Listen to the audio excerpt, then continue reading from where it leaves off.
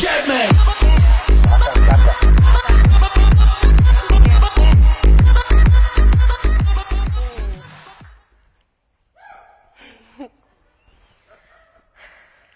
Okay, so I really want to make sure that what I talk to you about today is going to be as valuable to you as possible. Okay, so I want to give you three options. I have three options of what I could speak on today. And can I get interaction from you of just letting me know which one you want me to speak on, okay? Yes.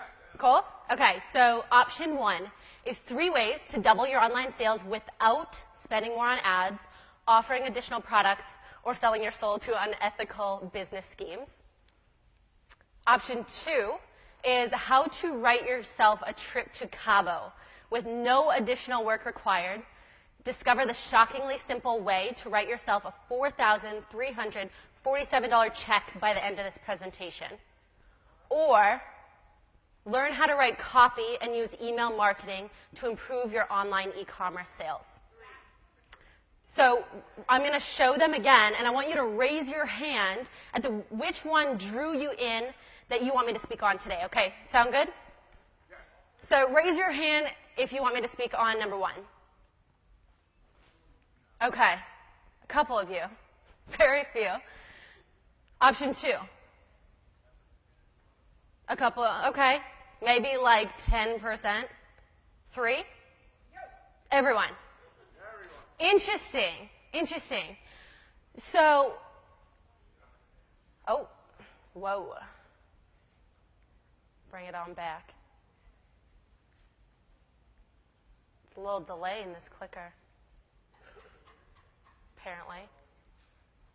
Okay, so all of those exact titles lead to the same 3 ninja tricks that I'm going to reveal to you today. And that is the power of copy. So I would say about 90% of the people in this room wanted me to speak on the third one, which quite honestly for me, that shocked me. I thought it was going to be the second one. So that's the power of number 1, copy, and how to meet the person where they're at and draw them in. And number 2, the power of a split test, right? So now I know for a future reference, if I'm going to be speaking to you, I'm going to lead with number 3. Make sense? So I want to know a little bit more, though, about your whole experience the last week.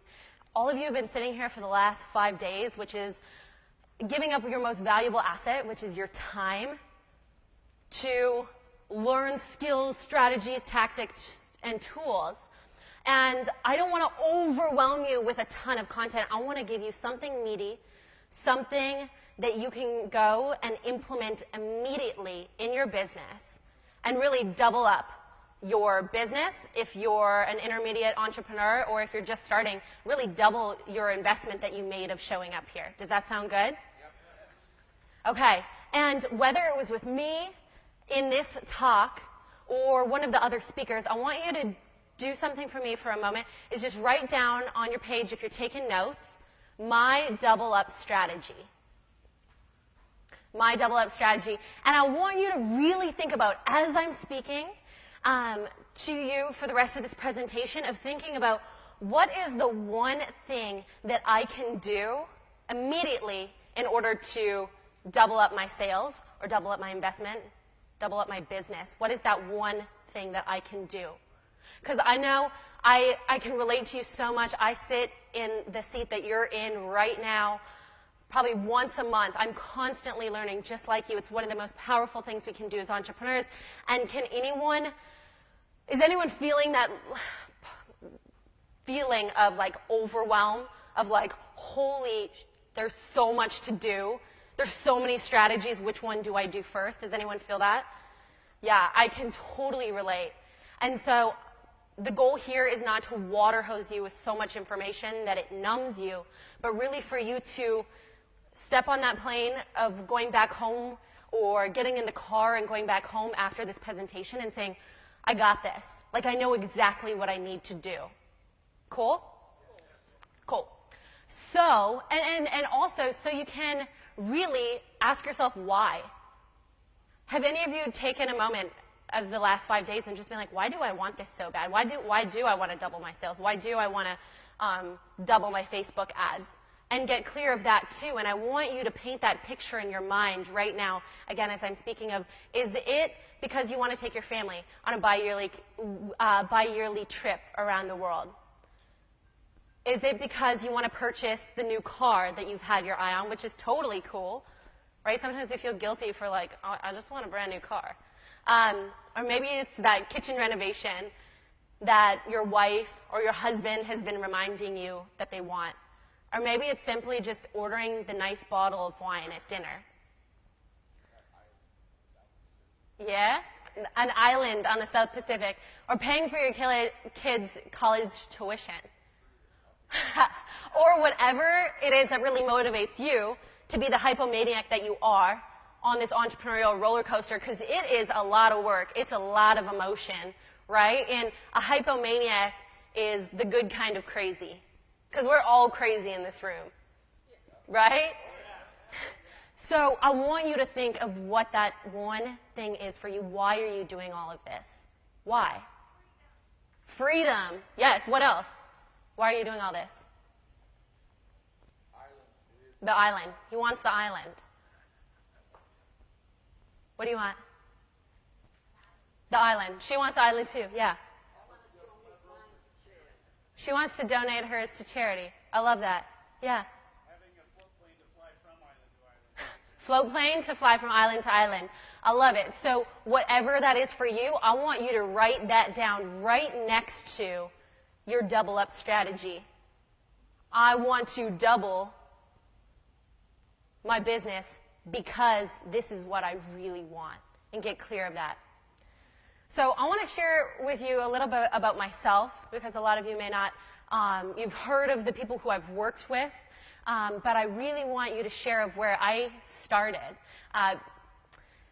Because one thing that I recognize too when I'm sitting in the seat that you're in right now is I'll see people on stage and they're talking about how they built a $6 million business in 3 years, or like a $10 million business, or they made their first 100K month, and you're like, oh my gosh, that's so awesome. And then there's this feeling that just like your gut tightens up and you're like, I'm not there yet. And why am I not there yet? You know? You start getting really hard on yourself. Why am I not there yet? I should be somewhere different than where I'm at right now. Why am I working so hard and I'm not getting the results that I want? And I've felt the exact same way, and you may be like, bullshit, Jen, you felt the exact same way, but I want to show you. So, here, with people in the back, can you play this slide? Because it looks like it's not on my computer. Oh. It's weird.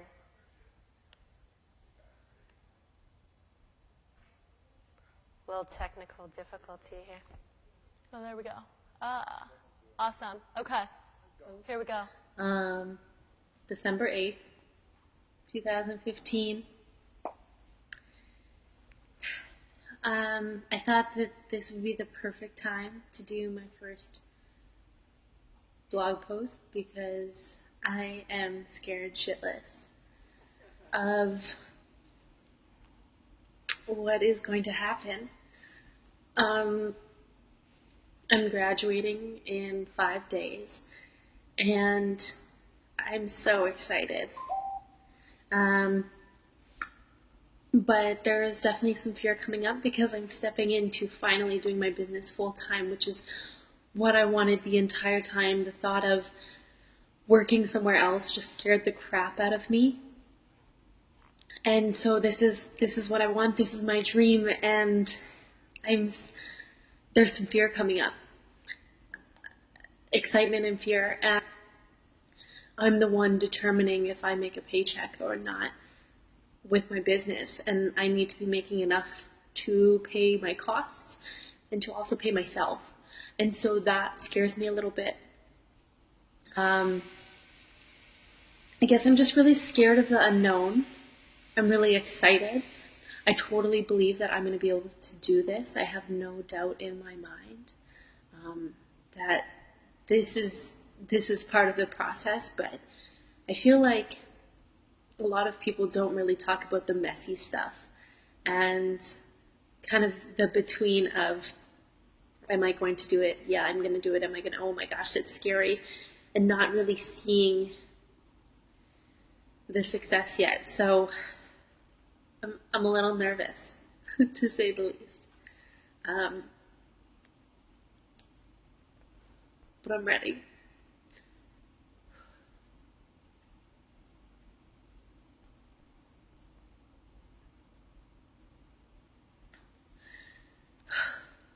I'm ready.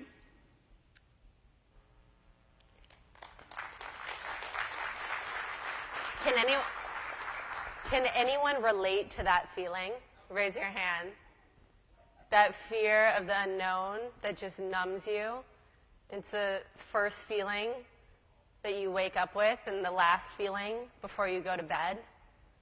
Yeah, I feel that. So when I say, like, oh, I know, because some of you maybe you want to step out of your business your full-time job, right? And it's scary. I feel you.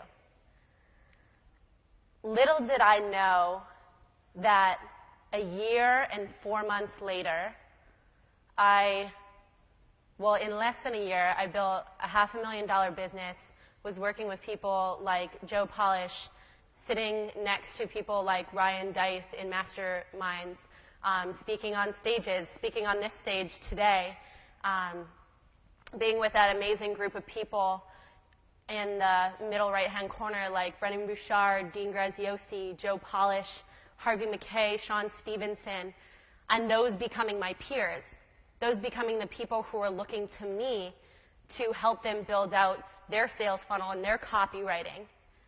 I had no idea, but I really believed in myself and trusted the process. And if there's anything that I can share with you, I'm going to go into the nitty-gritty tactics, I promise you, in a moment here. But if there's anything that I can share with you, it's like doubling up on yourself. Because if you make that decision to really go all in on yourself and have a no plan B plan and shift that energy, amazing things can happen. But if you're kind of like playing on the fence or playing small, it's going to take longer. It's not going to feel as good. So I just wanted to share that with you because I get where you're at right now. And things can happen quickly when you really step up and show up. So I want to share with you 3 ninja tricks, I'm calling them. And so I'm going to start with the first one of really how to rock your prospects' world using words. And so copy is essentially just written words that sell. A lot of people will say that copywriting is dead. But copy is what you say in your video, what you say in your audio, what you say on the page when people come from your ad that's going to determine, do I stay here, do I opt in, or do I leave? That is your copy. So I'm not telling you today that you need to create a whole nother funnel or that you need to roll out a new product. You get to do, it's just looking at what you currently have from a different lens of how can I attract more people in initially, and then on the back end, how can I really get consistent clients or customers buying from me by written words that sell through email, whatever it may be. So I want to share with you the first step when it comes to copy, and that is you need to capture people's attention within seconds.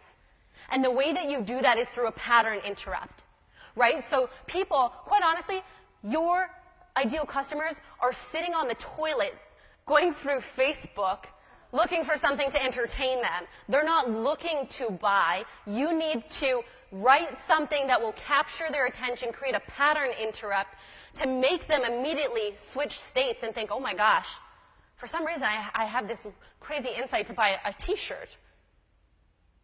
And so I want to give you this quick example of a Facebook ad that I literally ran with my own stuff last week. And one of these clearly outperformed the other. And I want you to look at the very first title in both ads. Both of them look very similar, right? But the very first one, and I want you to tell me which one you think converted better. Option A, wonder why few people on your list are opening, clicking, and actually engaging in your emails that you're sending, question mark. Or option 2, are you trying to sleep with your prospects on the first date? 2, right? Yeah, and that's exactly what happened. That one clearly outperformed. However, I didn't know if I didn't test. That's why I even got all of you to share it with me which option that you wanted. But we don't know, and we think sometimes what we think our copy is super cool ends up not converting. So you need to test.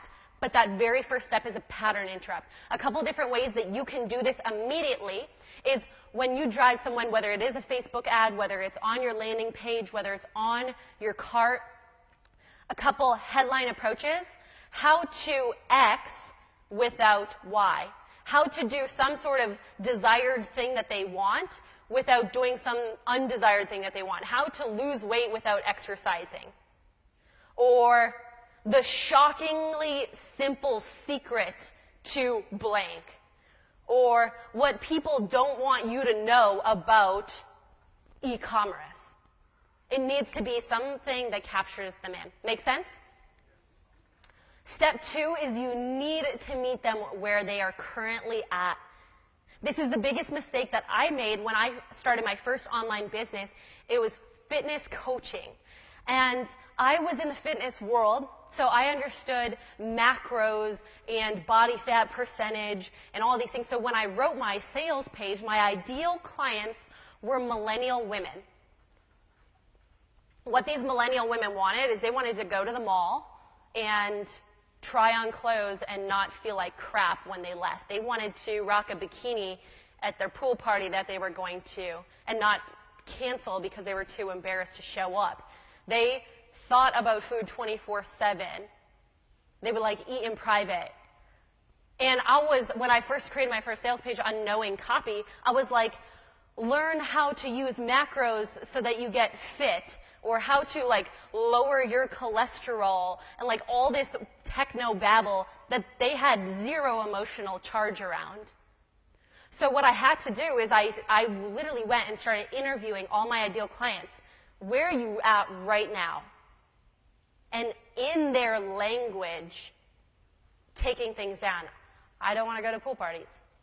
That's what they say, because I'm too embarrassed to rock a bikini. Okay, I wrote that down, took notes. And I compiled all of where they saw themselves right now and the problem that they had in their language. And then I would ask them, over here, what's the new you look like? What does that look like? Well, I'm super confident. I wake up every single day feeling like really confident. I can rock any clothes I want.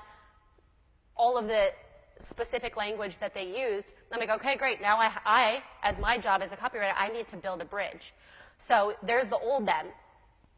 Wherever your person at, and you may be selling products online, you may say, Jen, this is irrelevant to me. It's so relevant to you because why are they buying that product in the first place? There's some newer version of them that's that much cooler and smarter and more awesome because of your product. So you need to paint that picture just like I did for you when asking you, why are you doing this in the first place? So meeting them right there where they're at.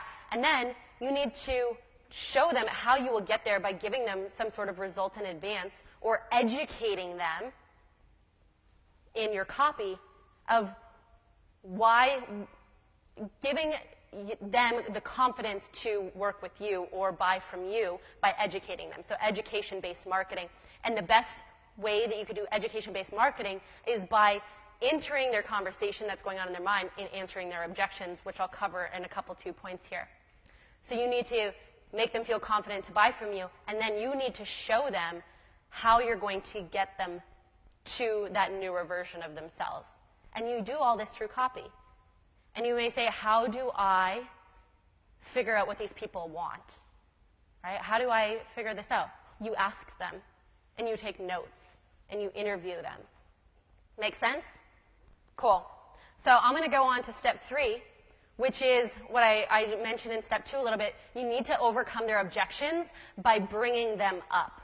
So Robert Colley here, which is one of the greatest copywriters and marketers of all time, said you need to enter the conversation already taking place in your prospect's mind.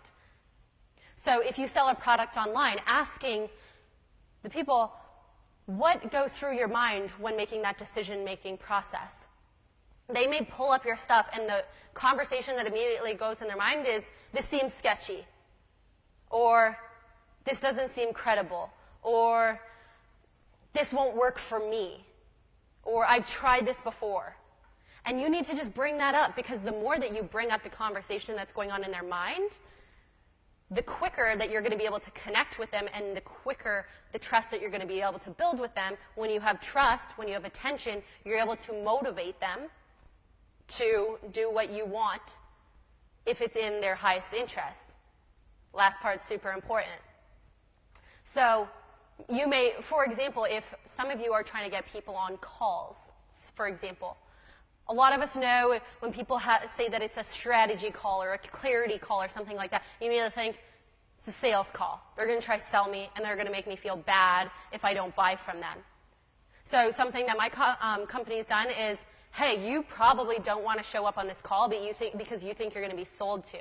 Now, I'm going to let you know right now that we're all about value-based marketing, so I'm going to help you build a bridge of where you're at to where you want to go. And if I feel like it's a good fit at the end, I'm going to let you know, and I'm going to tell you how I can work with you. But if I don't think it's a good fit for you or me, I'm also going to let you know. So you don't have to worry about me like selling you or doing a weird switch and bait. So I just brought up that conversation. And so I want you to ask yourself, what is the conversation that's going on in my buyer's mind? Because they have a ton of options too. What's the difference? They may be coming, and what's the difference of this over this? And you just need to answer it. It doesn't need to be super fancy, tactical, but just answer that question. You may be feeling this. That's a really good question. Here's our answer to it. Cool? Is this helpful so far? Let me know. Okay. Step 4 is that stories sell. Now, I'm not going to go too deep into this because this can be a whole nother training in itself, but I really want to share this strategy with you because it is what I use consistently with my 7, 8, and even 9-figure clients of building out email campaigns and the copy around them, is I really focus on story-based copy because emotions trump logic, always. And if you can get someone into an emotional state, and through story, they're that much more open, and people make emotional decisions. They like to think that it's logic, but it's not. It's emotion. So if you're going to write a story, you can write this on your sales page. You can write this in your emails. You can put this in your video in your Facebook ad that leads them to the landing page. You can write this in your Facebook ad. There's many different mediums of using story, and it doesn't need to be a long story. It can be short. But the very first thing is you need a character. So you need to develop who is the main character in this story and address it. And then step 2 is in every good story, the character has some sort of desire. They have the new version of them that they want to go both external and internally. They want to become a new person, essentially. But step 3 is they have a problem. They don't know how they're going to get there. So they may have external problems. Financially, they're not making enough money. Physically, they're overweight. Emotionally, they just had a divorce. And then there's also the internal problems, and you need to bring those up, of like the doubts, the fears, the insecurities, of really entering that conversation that's going on in their mind. And then also like the philosophical. Maybe they're struggling with the problem of like good versus evil, or materialistic versus values. I really want this big fancy car, that's my goal, and yet I feel super guilty for wanting it. That right there, that's the 4 steps, just in that sentence alone. So it doesn't have to be a long story. The 4th step is they go on a track. So they have their desire, they're on the way to their desire, and they have a current problem that they're facing, but they go on a track to try find the solution to their problem so that they can become the new version of themselves. And on that trek, they'll meet mentors, they'll face problems, they'll overcome those problems, hopefully, they'll teach them lessons.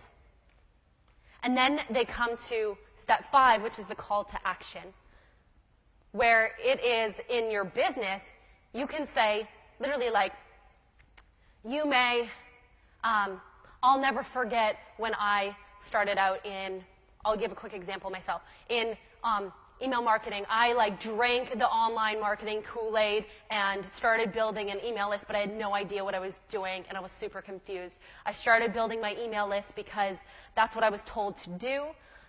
In 4 months, I built it to 300 people, and I did my first launch. I sold out in 48 hours. I was feeling on top of the world. And so I got super cocky, and I thought that I could do that again and again. And my second launch, I sold 5 out of 20 spots. My third launch, I sold 4 out of 10 spots. And my fourth launch, I sold 6 out of 50 spots. And I was like, maybe I'm not made up to do this. This is too challenging. I'm losing money. This doesn't work.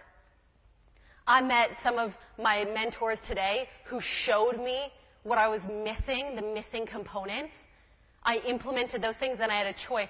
Do I just throw in the towel, or do I make a decision, the call to action? Do I keep down this track because I know that it's what I really, really want? Or do I just throw in the towel because I failed the last 4 times? But I made the decision to go in the path of keep working, keep trying at it. And the result was I started to gain momentum and become successful.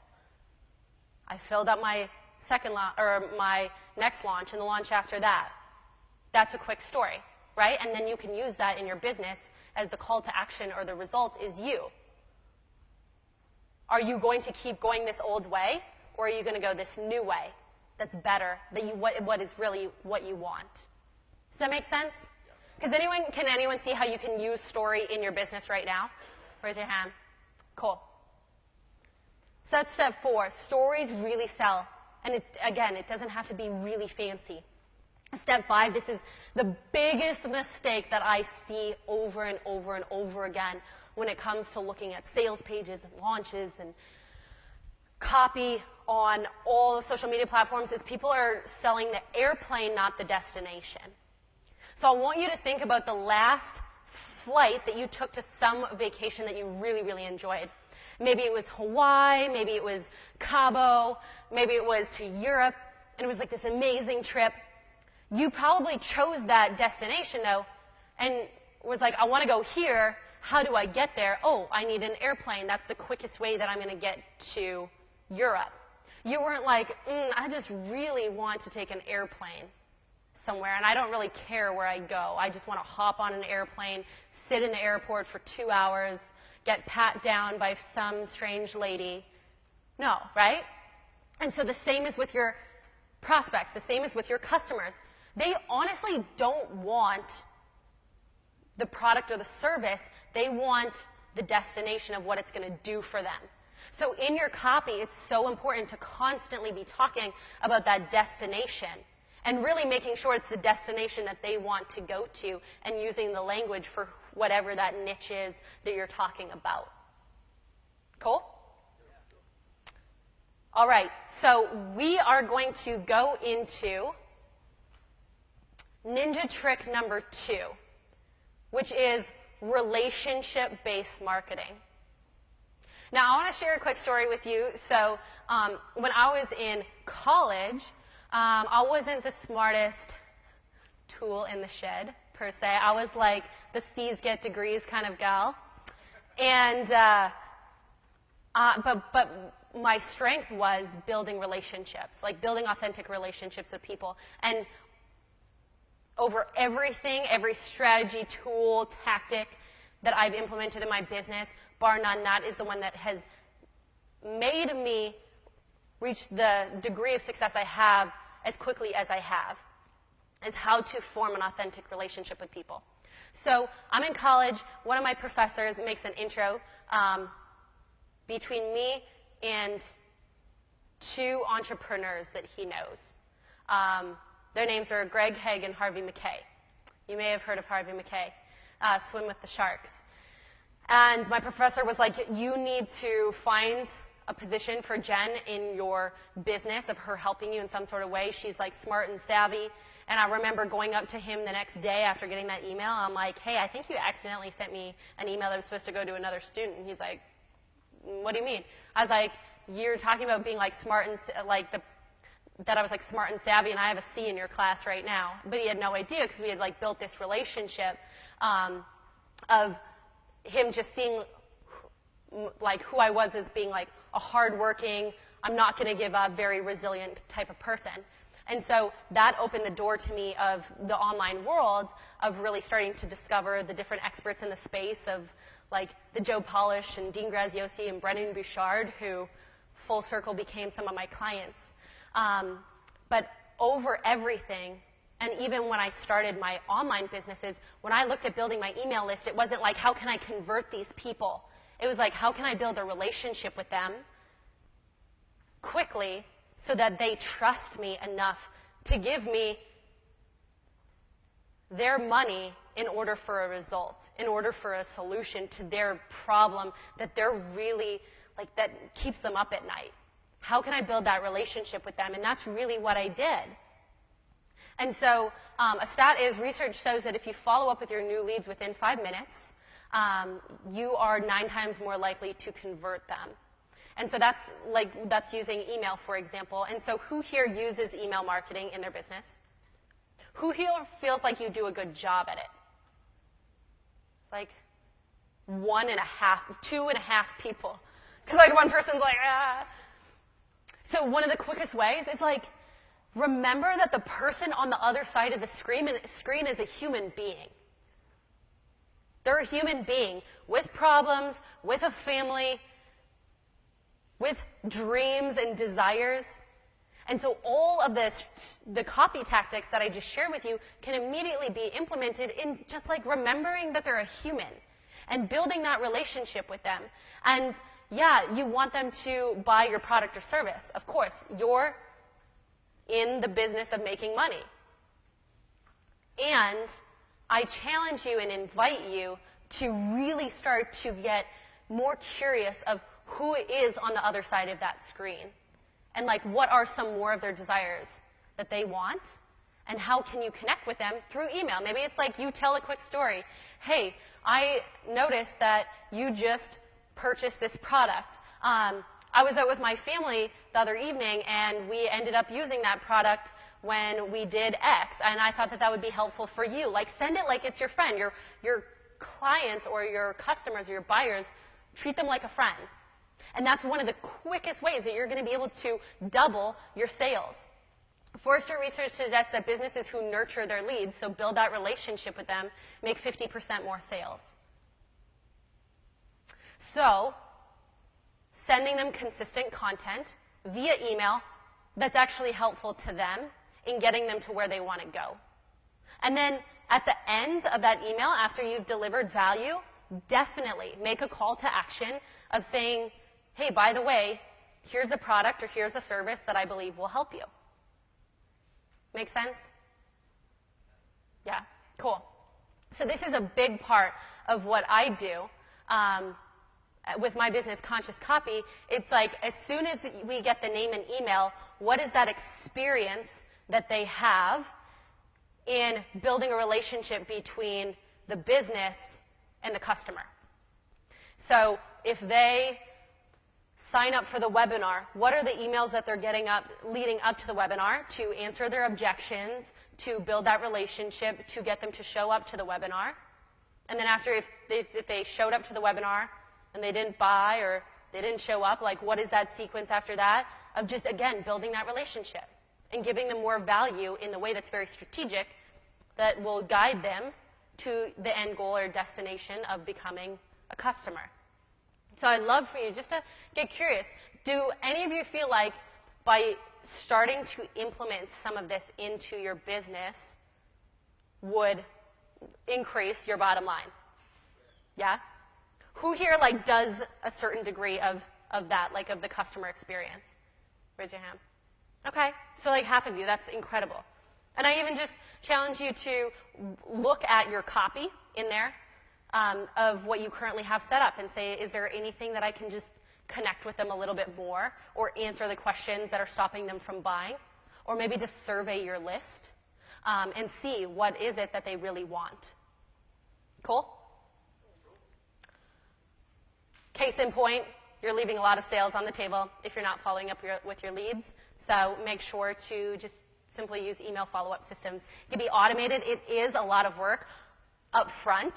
I'm not going to pretend that it's not. But once it's set up and it's dialed in, that is truly automated. The third ninja trick is be in the reorder business. So my good friend Joe Polish, who has become one of my biggest mentors in this space, interviewed Jean-Paul Dujour, the founder of Paul Mitchell Systems, as well as Patron Tequila. He's a billionaire. And in their interview, it resonated with me so deeply. And he said, I'm in the reorder business. I don't care about the first sale. I care about the second sale. Be in the reorder business. And just asking yourself, like, the hardest part of business is getting someone to exchange their credit card or giving you their credit card. So why wouldn't you ask them again once you've delivered them the value or the result that they wanted? And again, and again. So you don't have to keep chasing brand new people. Make sense? Cool. So, to recap, ninja trick number 1 is rocking your prospect world using words. Using copy, and again, a lot of people make it seem like copy is this like very complex thing, and you do need to study it. It is one of the most important parts of your business. But if there's just a place to start, it is getting clear of who is it, who's that exact person that you're talking to, and understanding their entire world and just starting to speak to that. And then you can learn the really nitty-gritty tactics and strategies afterwards, but really speaking in their language. Trick number 2 is that relationship marketing. Shifting into traffic conversion. I'm going to bring you into my funnel, my annihilation series, and pretty much make you or force you to give me your credit card, into I'm dealing with a human being. And trick number 3, being in the reorder business. And how can you ask your current customers for another sale? Because they've already got results with you. And if you delivered and did a good job, why wouldn't they want to work with you again? One thing that I want to leave on before opening it up for Q&A, and I'm happy to answer any questions that you have at all. I'm an open book, especially if you want like the nitty-gritty strategies, is that people don't care how much you know until they know how much you care.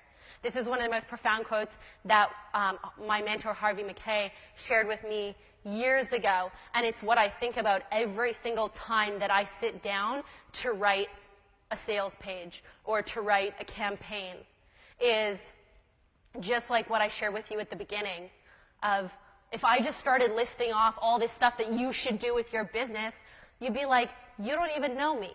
You don't know what I'm going through. You don't know where I'm currently at. But just meet them where they're at.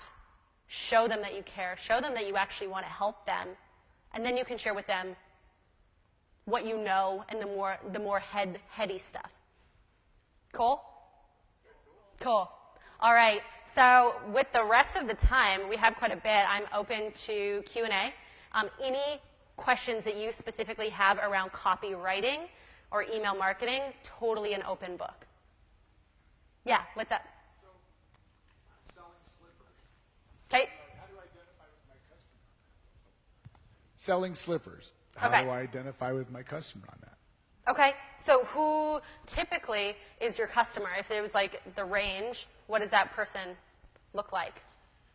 So my avatar, Yep, your customer ideal avatar. is 35-year-old woman, could be in a relationship, probably not married, middle income, drives a Camry. Okay. And so you're asking how to identify Yeah, if I'm with selling, her. when we're selling e-com or we're selling, Facebook ads or we're doing something like that, I can relate. I can solve a problem. Slippers are cute and they're fuzzy. I just bought a pair of slippers. My biggest problem, I was so tired of my feet being cold. Okay. Right? So that's my problem. What's my desire? I don't want cold feet, and I want comfy-ass slippers. And if they look cool, that's a bonus. And then going into even deeper, like, why? Like, maybe you have bad circulation, and you need slippers. But it's selling that, like, imagine how comfy these are going to be on your feet, and you're going to be able to walk around your house and look cool doing it. Yeah. Yep, what's that? Hi. Or, Okay, there, yeah. I got the mic. Hi, Jennifer, thank you so much. Question I have is, I like to do little videos, like half-minute, 1-minute videos, blending it into my email copy.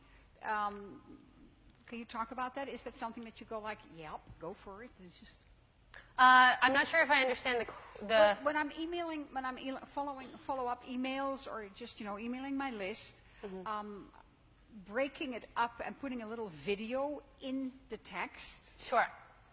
Just not just a talk, but also that they can listen to me and get, I'd like to think that helps in building a relationship, seeing that I'm not perfect because I don't do it in the studio. I just do it at random, and sometimes it goes wrong. A plane comes over or whatever. Yep. So that is something that you say, yeah, do that and keep doing that. Sure. I mean, if it works, I would keep doing it, definitely. With something like video, it's really powerful to have text before the video to lead up to it. And there's a term called an open loop. So it's like,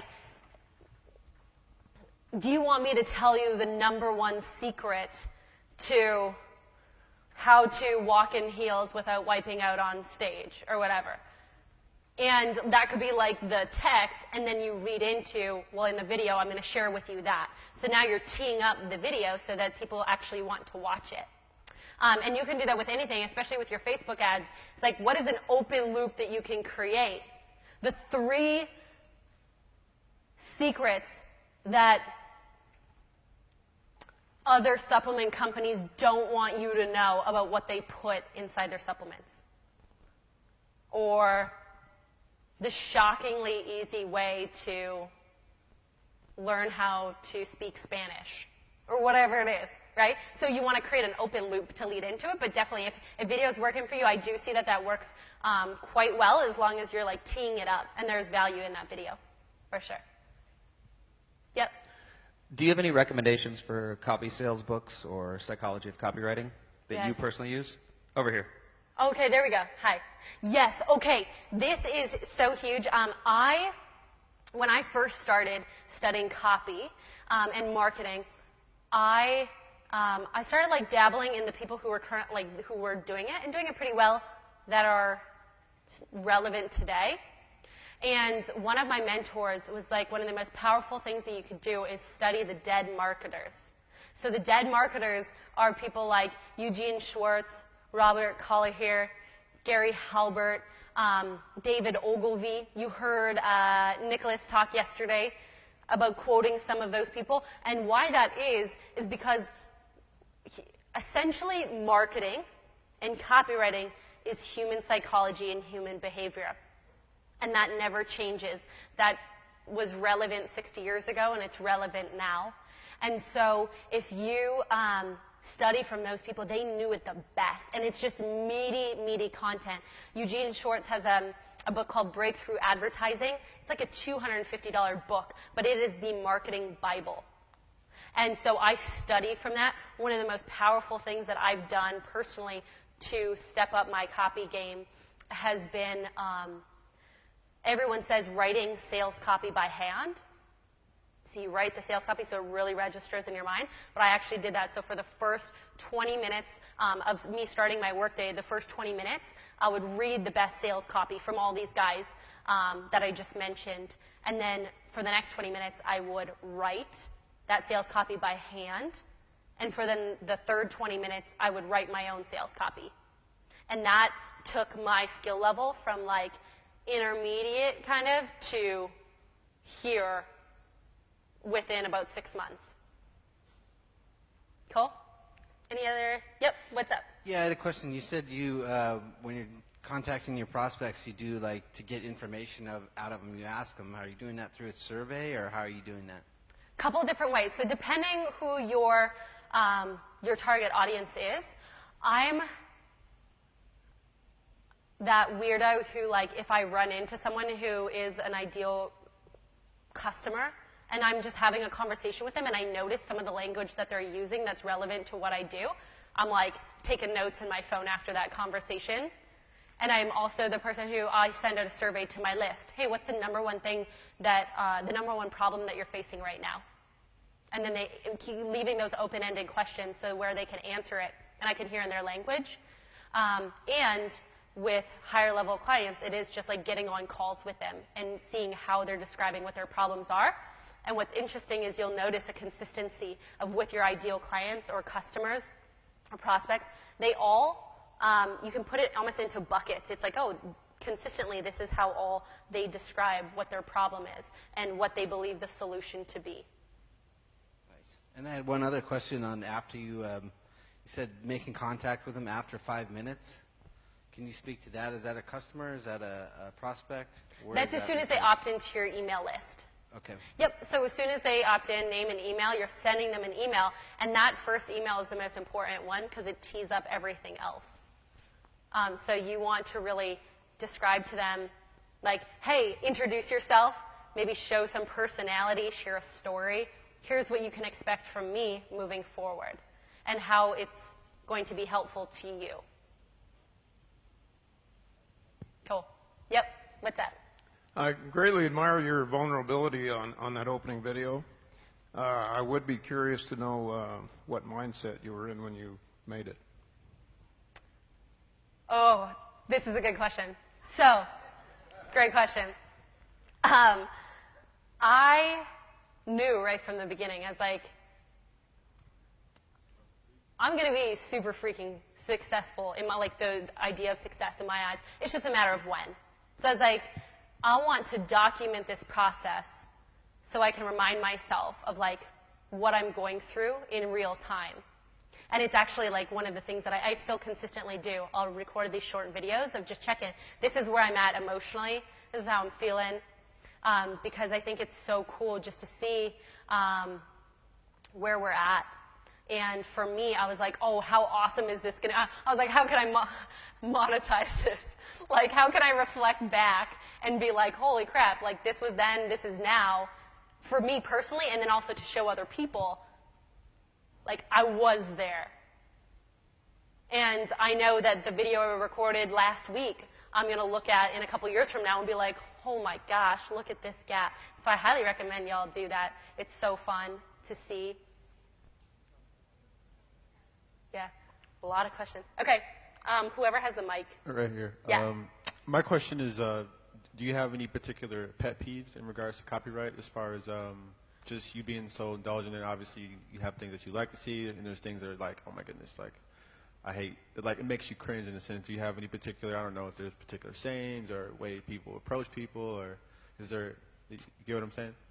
I think so. So what are my pet peeves when it comes to copy? Yeah, basically. You know, I look at copywriting and marketing is a lot like music, where it's like everyone has their own take on it. I have my own take, and some people would feel so repelled at the idea of building a relationship with their prospect, and that's cool. That's not the person that I attract. So I can't really say that I have any pet peeves.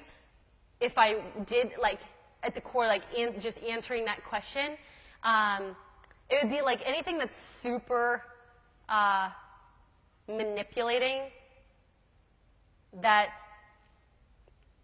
you could tell, like, at the core isn't trying to actually help people. Like, it's like, it just, you feel it and you're like, this is really sleazy, and I just feel bad reading this because I know that they're trying to make me feel bad about myself right now in order to buy. That doesn't feel good. Yeah. Hi, Jen. Thank you very much. I love words. What are your top 5 either copywriters or books that you recommend? Okay, so some of them that I mentioned earlier, like Breakthrough Advertising by Eugene Schwartz, The Advertising Solution by, oh my goodness, my mind just blanked. Advertising Solution by, it's not by David Ogilvy. It's a really small red book that's so awesome and really powerful. One of my favorites, actually, it's a little bit newer. It's by Brian Kurtz and Craig Simpson, and it is called The Advertising Solution. And it's the top 5 copywriters and marketers, like the dead copywriter marketers. And the 2 of them, Brian and Craig, compiled all of like the core principles that those 5 copywriters and marketers taught into one book. And so I like it. I went and read all of their books individually, but I like referencing The Advertising Solution because it's just like at its core a really powerful book. Yep. What did I say? Oh, okay. Yeah, Craig Simpson and Brian Kurtz. Those would be like the top ones. Gary Halbert, he has like the, what does he call them? It's like these letters that he wrote when he was in jail. It was really intense, but it's like amazing copy. Yeah. So those would be the top ones, though.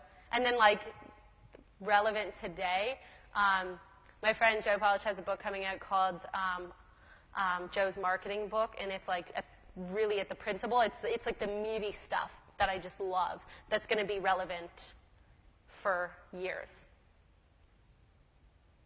Any other questions? Sure. So you went locally to school. Are you part of Joe Polish's I Love Marketing group? Okay. Yeah. Actually, I recognized you from there. That's why.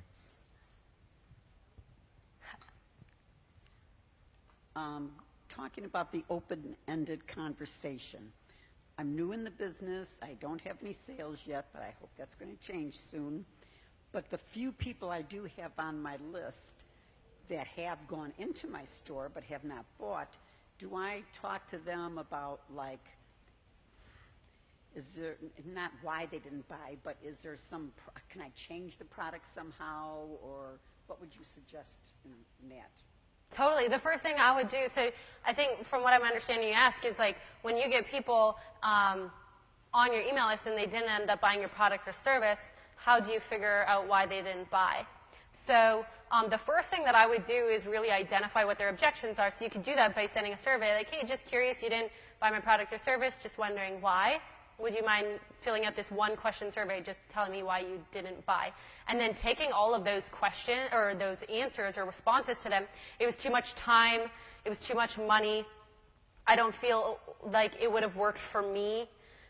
It seemed too complicated. I didn't understand what the benefit was actually going to be, all of those things. And then you create copy around that and make sure that you are answering those questions before they get to the cart next time. Or if they abandon your cart right after that, hey, you may be feeling like this isn't going to work for you. Well, let me share with you 3 stories of people who felt the exact same way. Or you may feel like this isn't a good value. Well, let me share with you why it is. Yeah. I believe I heard Facebook is getting real sensitive about the directive of you in our pitches or in our posts. What is the best way to overcome that instinctive thing to say you? What's the best way for us to get over that and readdress the post to present something? So they're saying that you can't use you. That's what I heard in the lessons. Is that Facebook is starting to get sensitive about the directive of you can do this, or you can lose this, or you know. Gotcha. So I mean, I haven't heard that, but if that is the case, then I would totally use stories. So like, let me tell you a story about Janet. And then instead of using you, I'd use the person's name, but still make it seem like it's all about them. Does that answer your question? So like, yeah, using different ways without that would be like sharing with story, my personal experience. Well, one of the things that I think to piggyback on that is that it's about like, if I'm saying you can lose weight, you can't do that on Facebook anymore. You can't talk about somebody's weight or somebody's body or somebody's lack of exercise or need to exercise. So I think that may be what she's referring to. But the way I've done it with exercise, I did yoga, and just talking about feeling better and looking better, that got banned. So we just went in and told the story about, oh my God, I feel so great, when da-da-da-da, and it was much better, much more well received. Cool. Yep. Any other questions? Yeah, there's a couple more here. A couple more things that I want to share. So on these questions are amazing, and this is kind of like how I like to interact. It feels a lot better because I want to enter the conversation that's going on in your mind. I want to answer the questions that you have in order to make sure that you have them answered and you feel them to like confident moving forward. And so when it comes to copy, again, I know it feels really counterintuitive and a lot of work, but the best copy is not a super creative thing. It's about going into the research and understanding everything about your ideal client or customer or prospect, understanding their entire world, and then simply like plugging and playing the language that they use in a strategic way. That's in essence what it is. Yep. So I was just wondering, the more the common person is doing the internet marketing thing, the more I've seen in a lot of email marketing and Facebook, tons of grammatical errors and things like that. Is that something that is just now just okay, commonplace, and we shouldn't worry about it? Or is that something that there should be a focus on where you have somebody that has an eye for that, reading over all your stuff so that you're not one of those? Yeah, one of those. One of those. I can relate to this. What's funny is I have the worst grammar and spelling ever, like ever. And I have a team that looks through all of my stuff, all my spelling and grammar, and we always do like 3 times over, especially when it comes to clients. But I look at that in a couple of different ways. Number one, I'll look at it like if that's the thing that's stopping you from writing copy, who the F cares? I would just go with it. And like, if that is the thing that's holding you up, don't let it hold you up because it's so minor. The second thing is if people make a huge stink about it, they're not your ideal customer anyways. If that, like literally it's eating them up inside that you spelt a word wrong, like you're human. However, for some people that does maybe take away from credibility sometimes. And so you can easily go on a site like what I did when I first started out was I went on Upwork and I got a person and I paid her like $8 an hour. So anytime I had copy, I would just send it over to her and she would spelling and grammar check it before I ended up launching it, and because mine was like that bad. But I wouldn't, that would be my answer to that. It is kind of like becoming the norm, or like slang. That's another thing, like writing like you talk. But sometimes it does take away from it a little bit. Like if you have a sales page, I would get it looked over. But if you're just writing a Facebook post, I wouldn't really worry about it. Yeah. Hi. Thank you again for being here. Thank you for being here. Oh, my pleasure. So she reminded me of a resource I've found recently called Grammarly. And it just kind of like, it's a Facebook, or not Facebook, but like a Chrome add-on. Plug-in, yeah. And it looks over your shoulder and gives you suggestions on stuff like that. Are there other resources that you find helpful that helps you with inspiration or just the copywriting process that you and your team utilize that you might recommend or suggest? Yeah. So we created frameworks for ourselves, for our email campaigns, or for a sales page. And so we'll always just go back to those frameworks. And I'd be happy if Chris or Peter, I can send some of those frameworks over to you guys of like, this is what a sales page should look like header, problem, story, solution, offer, all of that. So you have like a framework. Cool? Awesome. I love it. Yeah. Cool. So I can definitely do that. Good?